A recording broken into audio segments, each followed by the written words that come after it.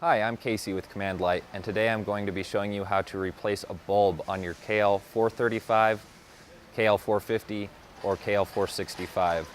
The tools you're going to need are just a single number 2 Phillips screwdriver. You'll also need a new bulb and either a rubber glove or a clean shop towel or paper towel. At the top of the fixture there's a single screw. Go ahead and just remove that.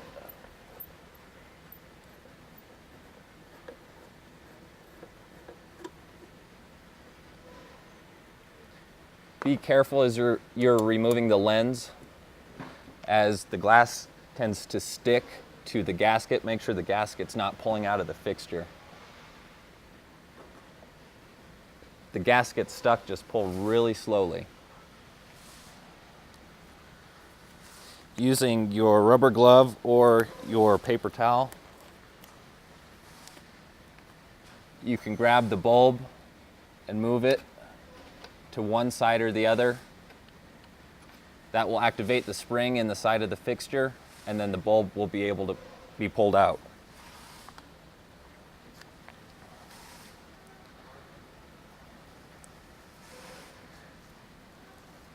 You just want to make sure that you're not touching the bulb with your bare fingers. Take the new bulb, press it into one of the sockets, and it goes right in. Make sure your gasket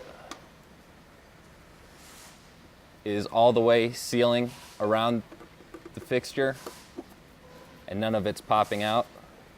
And get this screw nice and tight.